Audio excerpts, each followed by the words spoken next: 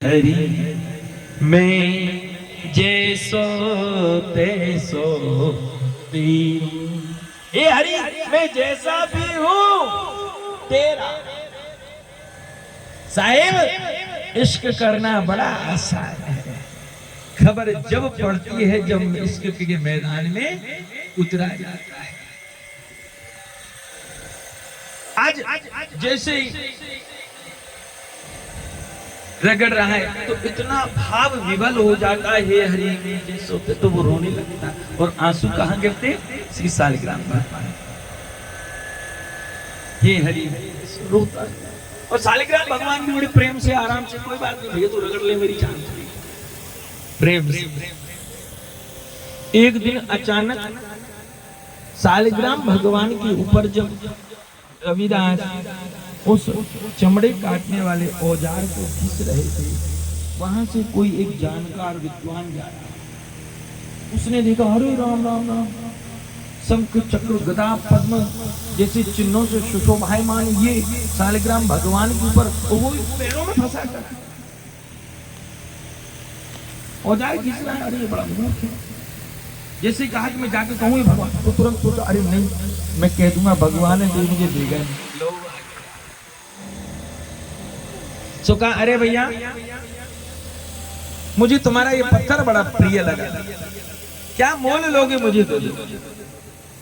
उस विद्वान ने कहा, मैं उस जमाने मैं तुम्हें इसके 5 रुपए देता हूं, दे दो।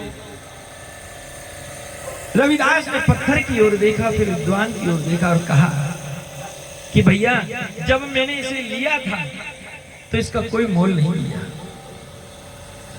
जब मैंने मोल दिया ही नहीं तो इसके बदले में तुझसे मोल लूं क्यों? और बात रही तुझे ये अच्छा लगा तो ले जा, मैं तो दूसरा हूं।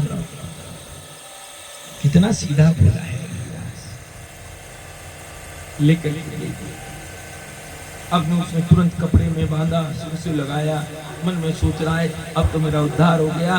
शुद्ध सालिग्राम भगवान शंख चक्र गदा पद्म से सुशोभायमान मेरे को सालिग्राम भगवान मिल गए, नारायण मिल गए, अब तो मेरा उद्धार हो जाए। घर में खूब सेवा गया, घर पे जाके रेशम का कपड़ा बिछाया, सालिग्राम भगवान को रखा, दूध दही से स्नान कराया, अभिषेक कराया, बड़े बड़े उच्च उच्च स्वर में मंत्र पाठ करे, तिलक लगाया, स्वरूप लगाया, छतर चढ़ाया, भोग सजाया, भगवान के राजसी ठाट से सेवा की। इतनी सेवा पूछो ही मत। लेकिन भगवान को अच्छा, भगवान का मन उदास है। रात उस विद्वान को नींद आ गई। नींद में 12 तिलक यानी 12 स्थानों पर शरीर पर तिलक लगे हुए भगवान उसके स्वप्न में प्रकट हुए। और स्वप्न में जब प्रकट हुए तो कहा कि देख, सुबह होते होते मुझे तू उसी रैदास के पास पहुंचा देना, नहीं तो मैं तेरा सब कुछ नष्ट कर दूंगा। उस विद्वान ने कहा, हे प्रभु जी क्या अपराध हो गया? भगवान बोले, ये तो भला करके तुझसे अपराध नहीं हुआ है, अगर अपराध होता तो दिन भी ना निकलने देता। तो कहा कि प्रभु जी वो तो जड़ बुद्धि नहीं, उसमें न मंत्र जाने, न क्रिया जाने, न विधान, पैरों में फंसा के आपके सिर पर औजार धार धरता है। आप मैं आपको रोज पंचामृत से स्नान कराऊंगा, आपकी सेवा करूंगा, वंदन करूंगा, ये सब पूरी अर्चना वंदन करूंगा। भगवान बोल पड़े कि विद्वान, तेरे मंत्र श्लोकों में वो प्रेम नहीं जो प्रेम उसकी आंख के आंसू है, जो सुख उसकी आंख से निकलने वाले आंसू से मेरे को मिलता है, वो सुख तेरे पंचामृत से नहीं।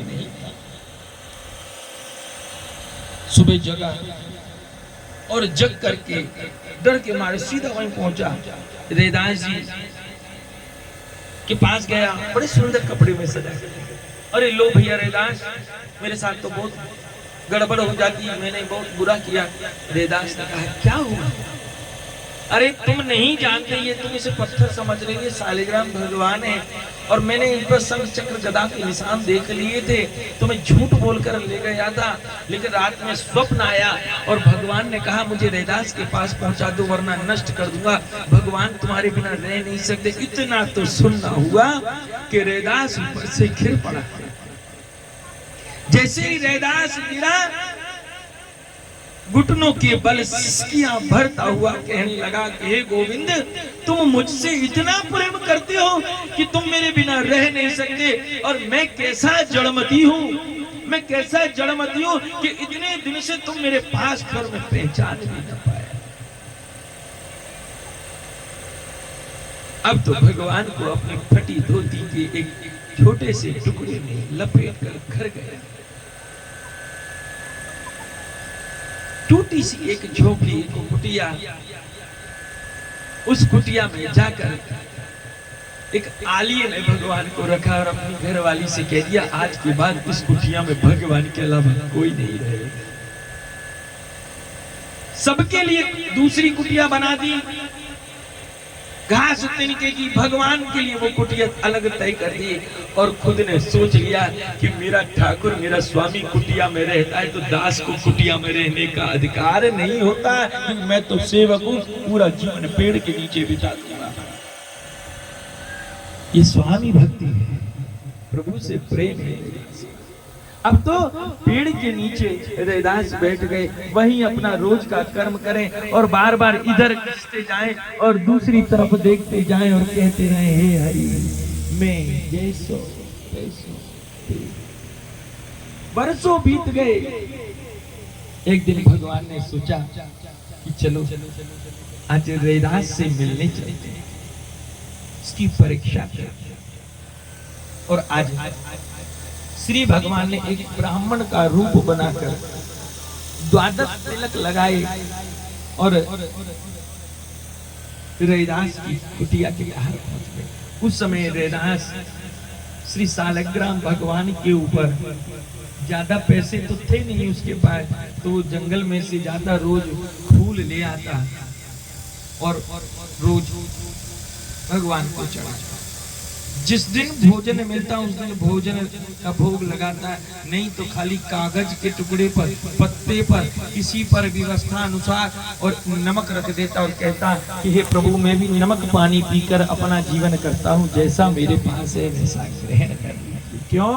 क्योंकि हे हरि मैं जैसो तैसो। भगवान नमक से राजी है,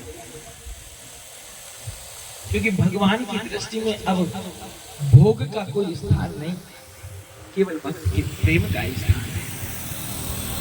आज जैसे ही भगवान आए और भगवान ब्राह्मण के रूप में आए, कहने लगे अरे रैदास जी मैं फला गांव से अमुक ब्राह्मण हूँ और मैं तीर्थ यात्रा जा रहा हूँ,